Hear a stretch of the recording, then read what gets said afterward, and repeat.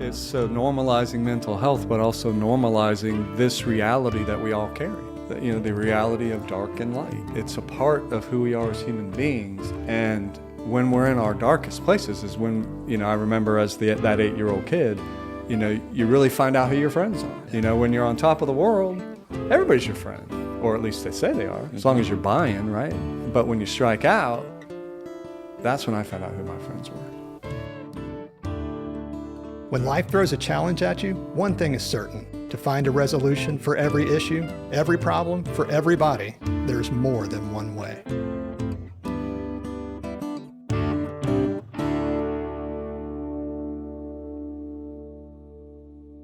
Hi, I'm Whitney Ross, and with me as always is Thom. Hey, Whitney. Hey, Good Thom. to be here. Yeah, glad to have you here again. And we have a special guest with us today, Eric Bell. Eric is a former collegiate athlete, professional triathlete, and a mental health advocate that's going to be joining us a little bit later in the podcast. So today we're going to be talking about life and the fullness of life, the ups and the downs, the good parts, the difficult parts, the grace, the consequences, just how we experience the fullness of that life, and just how practically we live that day to day. Yeah, I think that's great. Cool. So in thinking about life, I think a great place for us to start is maybe in childhood and kind of how we grow and we develop and how we begin to experience those ups and downs and what that feels like as we're young. Yeah, but if you think about it, when you're young, you experience the fullness of life, but oftentimes we try to guard and keep kids from experiencing some of the more what you might call difficult side, the difficult stuff of life.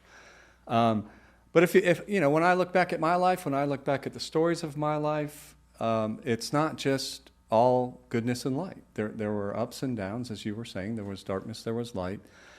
And I remember a particular story, if you want to hear it. Sure. Well, since we're here, why not? Why not? I'll share a story. So I was 8 years old playing in Little League baseball. And Little League was a huge part of my life. It was just gigantic. We just played all three sports, football, basketball, baseball. There were only three sports back in the day. There weren't others, unfortunately, but those three were great. And in this particular story, I was playing a Little League baseball, and our team was down by 1 run, and it was the bottom of the ninth, and the bases were loaded, and I came up to bat, and a hush fell across the crowd, and I stepped up, and the first pitch, boom, I hit it straight up the middle and drove in 2 runs, and we won. Nice. Yeah, God, it was so great. And the crowd went crazy. The crowd went nuts, and people came rushing in off the field. Well, kids came rushing to the field, and there was just like this big pile, and I was on the bottom of the pile. But it was great because everybody was just touting me and saying I was the best thing in the world. And I was on top of the world. It was so fantastic. And then, we lived in this little town, and so everybody talked about Little League and who won what. And when I walked through elementary school, I was like the king of elementary school for, the whole time after that game. Everybody wanted to be my friend. It was just great. So, that's the light side. It feels wonderful. It feels great. You feel like nothing can go wrong. And there's a part of me that wishes life could always be like that. But there's always a but. Right? Yeah. There's always a but. So you want to hear this other story? Sure. That was prior to that story. Okay, it's not as fun to tell, and I can feel my own energy just start to sink a bit, because it was about 3 or 4 games. I can't really remember how much before that, driving in the winning run game, and I was up to bat, same scenario, bottom of the ninth, bases loaded, but it started to rain. And they didn't want to call the game because there were already 2 outs, and they didn't want to have to make up the game. And so it started raining and raining and raining, and the pitcher threw 3. I couldn't tell if they were good pitches or not, to be honest with you. I just swang. I just kind of wildly swang at 3 really bad pitches, and I struck out, and we lost the game. And I felt so bad, and I let my teammates down. That's what it felt like. I let my teammates down. I let the parents down. I let down everybody. Nobody rushed the field. Nobody rushes the field when you strike out. You know that? You just kind of slink off the field, quiet as can be. Everybody kind of gives me that creepy little half grin. You don't really want to say anything to the person, but it's just like, you poor loser, you. That's what it felt like. And then at school, nobody wanted to be my friend. Yeah. Nobody wanted to be my friend. So that's what you're talking about, right? The light and the dark, the ups and the downs, the winning and the losing. I mean, I felt like at that point I had like this neon L just pulsating in front of my forehead everywhere I went. And it's a horrible feeling, but it's part of life. It really is. So I have another. Do you want to say something? Or? No, go for it. Because here's the thing that connects the 2 stories. Here's the thing about these 2 stories, is so feeling like that, feeling as bad as I felt, it was hard to get out of it. Mm-hmm. I kind of felt like, man, am I ever gonna feel any different than this? This feels so bad. Feel like I'm just a failure. And once again, I'm only 8 years old, right? So practices were harder after the strikeout. It was harder for me to get back into the game. But I had a coach, and I had 2 really good friends on the team. And so while everybody else was just kind of I felt like they were avoiding me because I had loser cooties.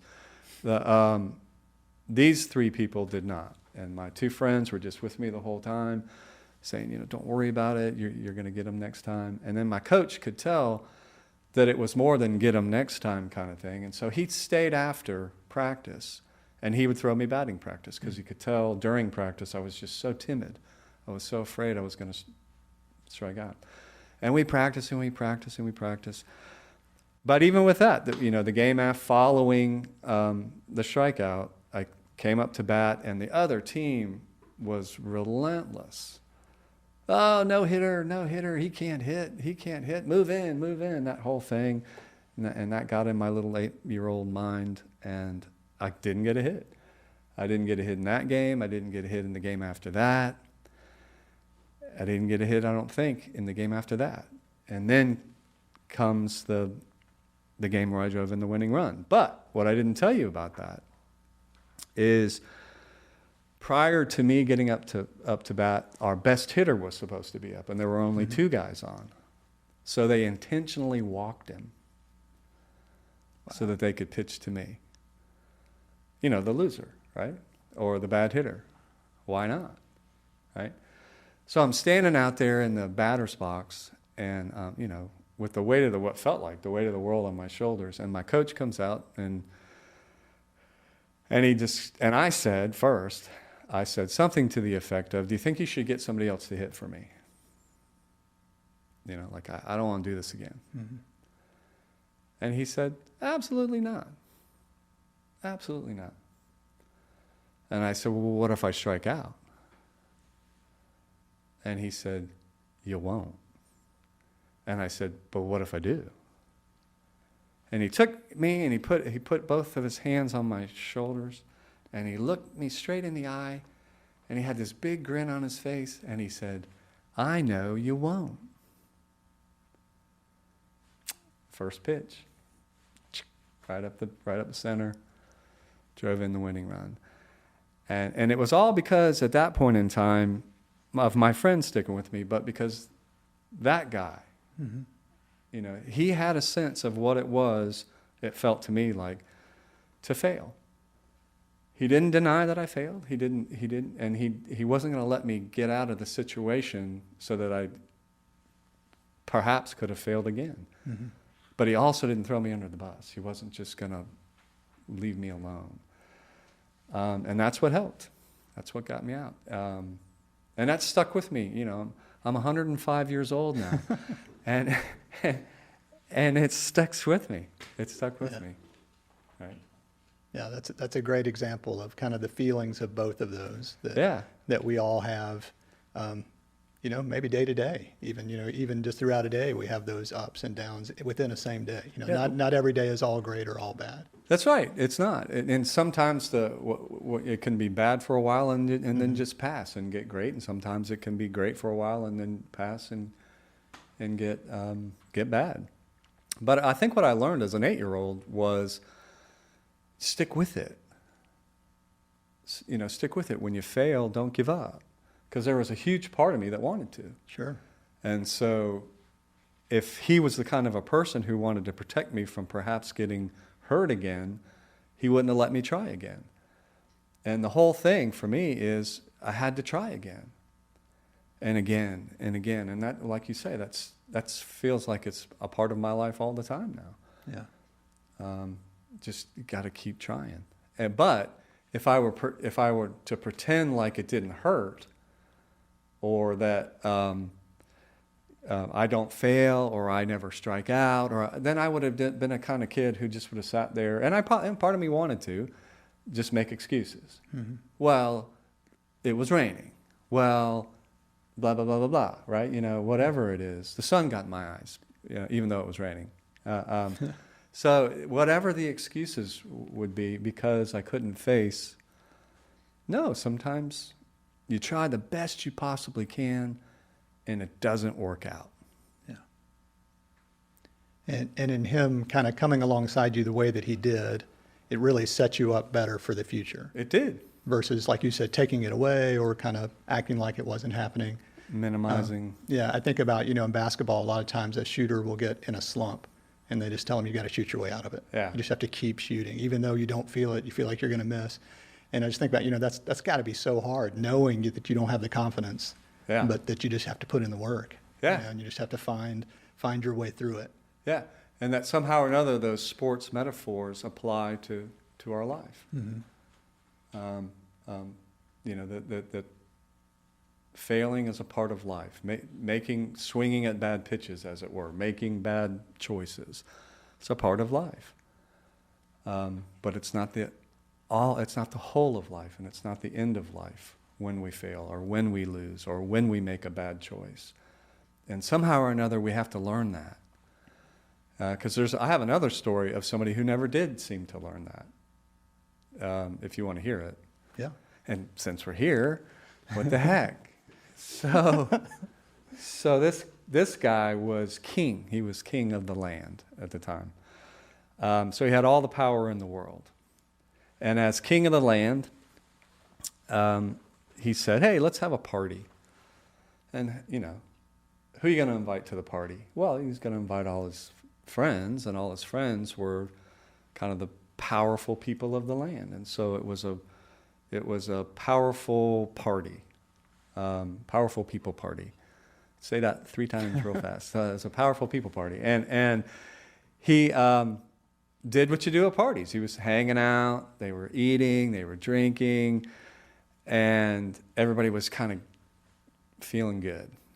Then all of a sudden, for whatever reason, his stepdaughter comes out, all these guys, and I forgot to say one thing. Back in the day when this king and the people of his land were having a party, it was all the men. The women weren't allowed to come. It was just men. And then eventually the women, they'd see women later on. But at the party, it was just men. So this young woman comes out, and she starts doing a dance. And apparently that was a thing back in the day. She starts doing this dance, and everybody's into it. And they're so into it, including the king, that he stops the music, goes over to her and says, oh, that was wonderful. That was great. ask me for anything that you want, anything in the world that you want, up to half of my kingdom, and I'll grant it to you. I'll give it to you because you're just so fantastic. And all of his friends are going, yeah, what a guy, and she runs off because she doesn't know what to ask for. Mm-hmm. And she asks her mom, and she says, Mom, what should I ask for? And her mom says, ask for the head of John the Baptist. So I didn't want to say it before, but this is a Bible story that I'm telling you, okay? So she says, I want the head of John the Baptist. And she's mad at John the Baptist because he's been ragging on her and the king for getting married when, wait for it, when she was previously married to the king's brother. All right? So you're not supposed to do that, but he's the king, so he can do whatever he wants. So he marries his brother's wife. And John the Baptist called him out on it. So she's mad, and she wants revenge. So she says, I want his head on the plate. So the girl goes back, and she says, give me the head of John the Baptist on a platter. And the king was like, oh my God, I never expected this. I never expected her to ask for this. I'm not prepared for this. I don't really want to do this. But I made a promise. And what are all my friends going to think? What are they going to think about me? They're going to think I'm weak. They're going to think I'm wishy-washy. They're going to think I don't have a definitive mind. So he kills him. He cuts the guy's head off. Can you believe that? It's right there in the Bible. So this thing has been going on for as long as there have been people. The idea, and the reason that I'm bringing it up is because all he had to do, well, you tell me, what could he have done except for cut the guy's head off? Yeah, I mean, he could have, even if he just wanted to brush it off, he'd be like, oh, no, come on. That's not, ask for something else, really. That's not. Right. I mean, he could have backed off of it. Okay, so he could have backed off. So that's one. And then two, in order to get into some of this, we make good choices, we make bad choices. There's ups and there's downs. We swing and we miss, okay? In order to get to see the story through that lens, all he had to say was, I was wrong. Yeah. I made a mistake. I spoke too soon. That's it. Yeah. I made a mistake. That's all he had to say. You see, but there's something oftentimes within the mind of powerful people that won't let them do that. And see what I'm saying is if you're a kid and you get protected from the swing and miss, from the failure, from the strikeout, and all you think you're supposed to do is win and win and win and win. Mm-hmm. And by the time you're an adult, then you can't see anything except that. That all I am is good and right and make wonderful choices and do everything, and everything else is somebody else's fault. Yeah. So you can't see, and in this instance it's the king, it doesn't even dawn on him, according to the story, that all he has to say is, wow, I was wrong. 3 words. And a guy's life is saved. Yeah, and unlike your story where you had a coach and you had some friends around you, it sounds like he felt like he was on his own, whether he was or wasn't. I mean, he kind of assumed, this is my decision to make. That's so when a society gets to that point, or when your group of friends gets to that point, and you can't turn to a friend and say, well, what do you think? Or help me out here, or any of those kind of things. When any of that stuff is seen as either weakness or something that I'm not going to even, a part of life I'm not even going to try to engage, then that's what you get. And unfortunately, what happened, we can see it happening all around us in the world right now, in our society, where people think somehow or another that things like forgiveness or making a mistake or I need another chance are all just weakness and bad. And so then you just cut out, at least from the Judeo-Christian spiritual tradition, you cut out all that part of life that can, that's about forgiveness and compassion and kindness. Because everybody's supposed to just be perfect all the time anyway. So it creates not only a person like that king, a very cold, calculating type of person. It can create a society where we just don't have each other's back, and we just don't. Once again, we're not human. We're like machines. So it's really, really important to be able to identify that side of life.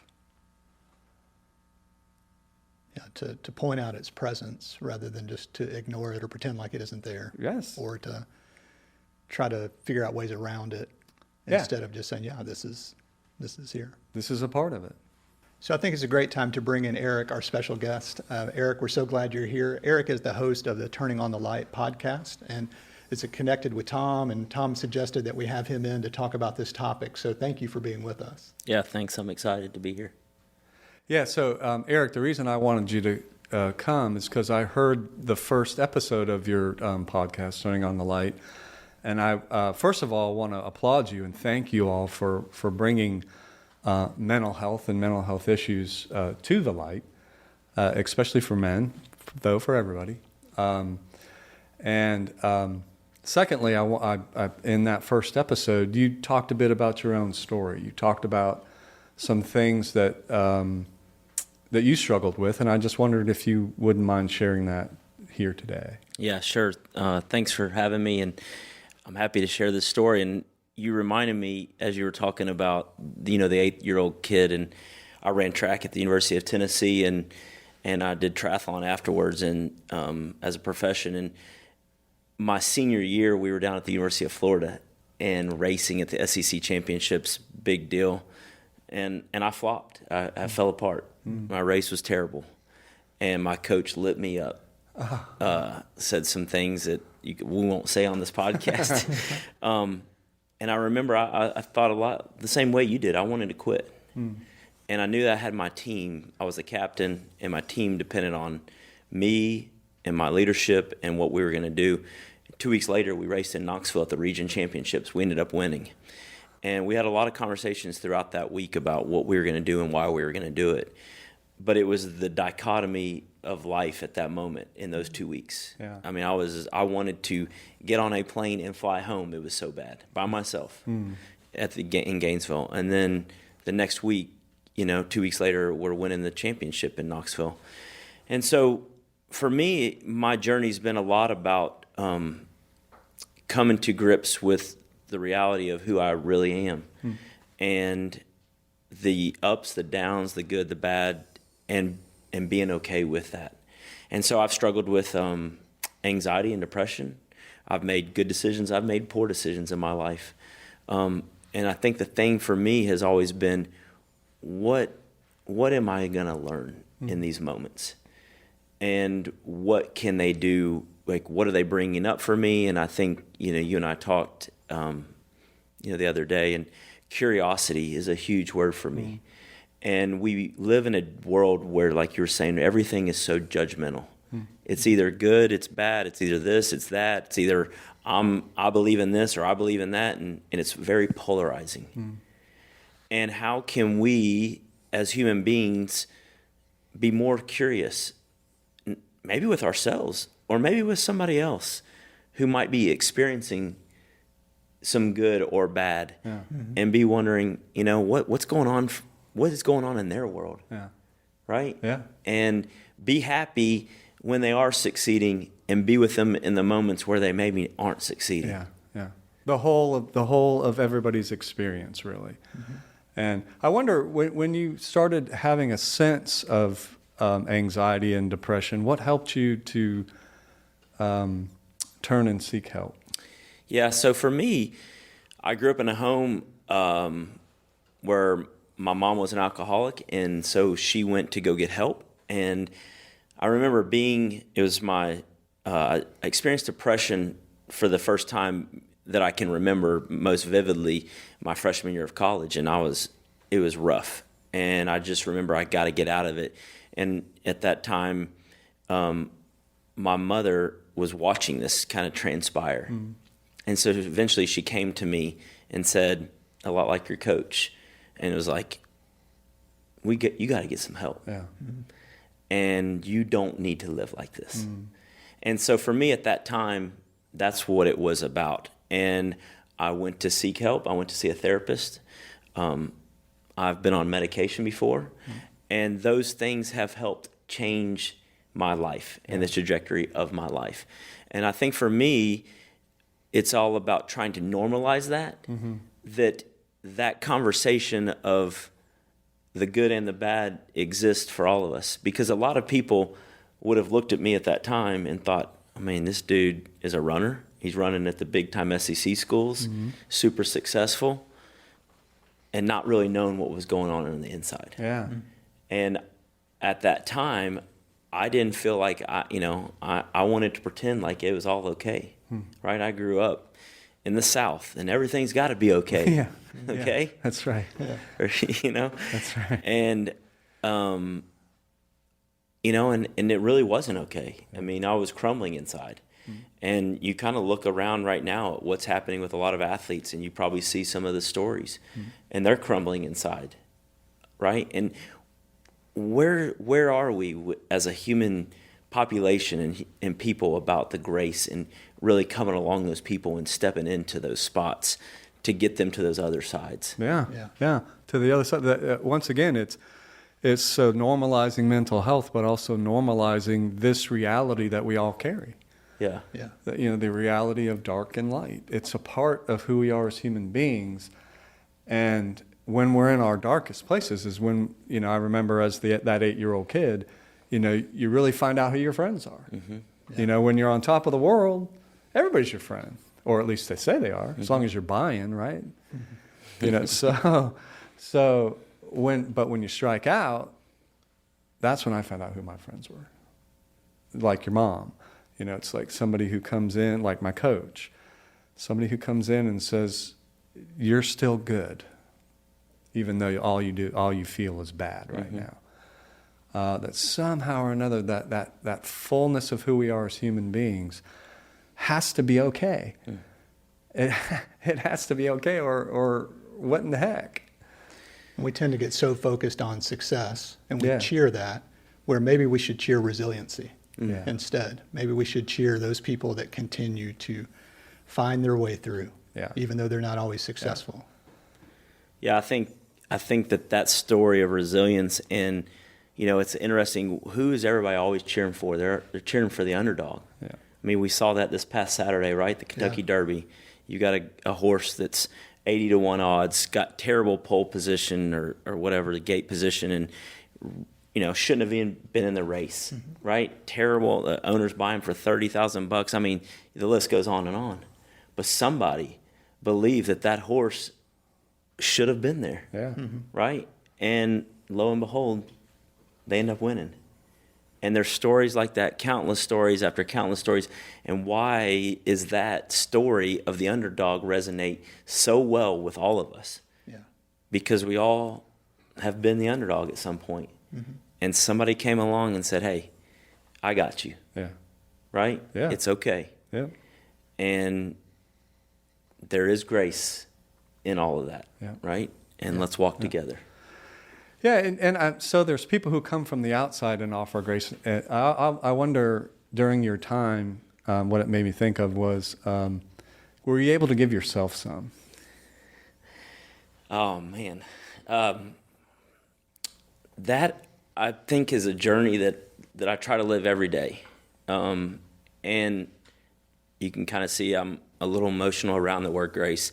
And it's because it's just so powerful to me to try to give myself that and be okay with making those mistakes and thinking, okay, you give it freely to others. Yes. Why can you not give it to yourself so freely? Yeah. right? And that's still my work that I continue on, is to understand that side of me that I may not want to look at, that makes not great decisions, that's not perfect, that fails, that whatever. Yeah. And say, okay, give yourself some grace. What's that trying to teach you? And let's try to become better. Yeah, yeah. I can so resonate with that. I mean, I can so resonate. I'm talking about the second story.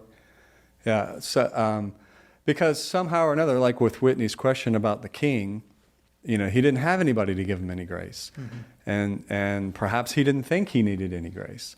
Perhaps somehow or another, he thought he was doing exactly the right thing by keeping his vows and showing his strength. Once again, that shows just the horror that happens when our hearts aren't open enough to receive grace, and we're not open enough to give ourselves some. Because I so resonate with the idea that I can do it for others, but I can't for myself. Yeah. That somehow or another I have to be perfect. And that's just, in my experience in life, that it's a recipe for failure. It's a recipe for disaster. I think so many times, that fear can paralyze you with the idea that if you feel like you have to be perfect and you don't want to make a mistake, then you just don't do anything. You don't take anything that has any risk that may put you in that position. Right. Which, what kind of way is that to live? Yeah. That's definitely not a fullness of life. Yeah.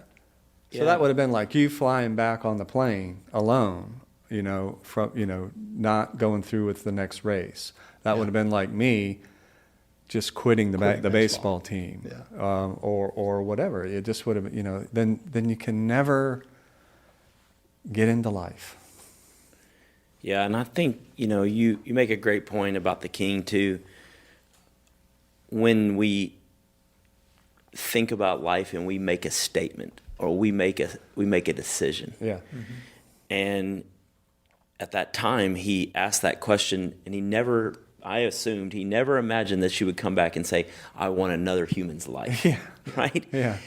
And how many times were we the king making a decision, but we didn't really have all the info. Yeah. But you were too afraid to look weak. Your ego took over. Yeah. And you said, you know what? I gotta keep going. Right? Whatever that was. Maybe it was in college. You were at a party drinking and doing something stupid. Yeah. Instead of stopping and say, you know what? I've got some new information. I'm going to change the course. Yeah. Right? Yep. And how many times have we been the king? Yes. Yeah. Too many times to count. For sure. So as we kind of come to the end of our time together, I'd love to hear from you guys just some kind of practical thoughts around how do you do this? How do you do this work that we've been talking about? How do you give yourself grace? How do you start that? If that's something new or something you really want, you don't know where to begin. Where have you found a place to do that? Yeah, I think for me, we talked earlier as well about, some key words that really resonate with me. And those were about grace, but they were about courage and curiosity. And having the courage to be curious and wonder what is going on in my life. And it's, as we walk through life, you tend to, again, we talked about this earlier, about offering grace to other people. And as you walk through life wondering, am I giving myself any grace here? And what is it that I can learn in these moments of trials and tribulations? I shouldn't say you don't, but hardly do we learn when we're at the mountaintop. Yeah. Right. It's kind of in the depths that we learn a lot, and then what do we do with that? Yeah. So Eric, that makes me think of self-awareness. So the first piece is, okay, so I'm feeling a bit off. And this feeling of offness has been going on for a while. And that's leading me to make choices that I probably wouldn't always make, but I am at this point in time. So it's noticing that and admitting that and being okay with that.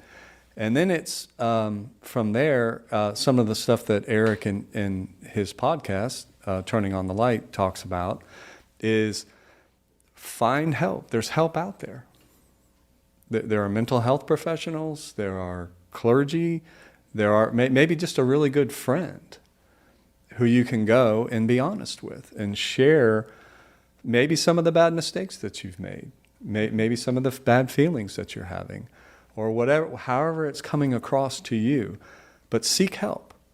So be aware of yourself, seek help, and be willing then to accept the grace when it comes. Because grace will come. It will come. And it might come in a very unexpected place. Like for me and my coach, we weren't like best buds, but he saw where I was. So it can come in very unexpected places. So a big part of grace is our ability to receive it and our willingness to receive it.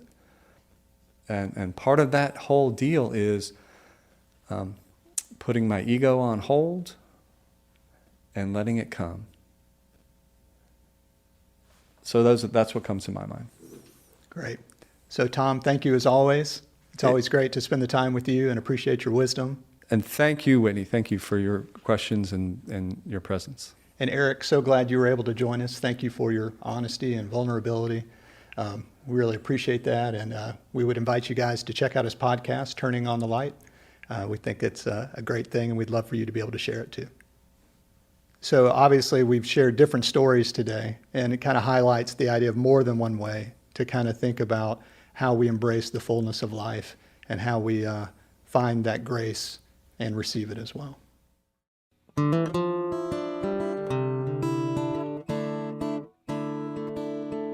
Thank you for listening to this episode of the More Than One Way podcast, brought to you by the Center for Spiritual Practice in Knoxville, Tennessee. We really appreciate your time and would love to hear your feedback. You can reach us by emailing hello@morethanonewaypod.com, or you can connect with us on social media using the handle @morethanonewaypod. If you found this episode helpful, we hope that you'll share it with your friends, with your family, with people you work with all the people who you know. Thank you and take care.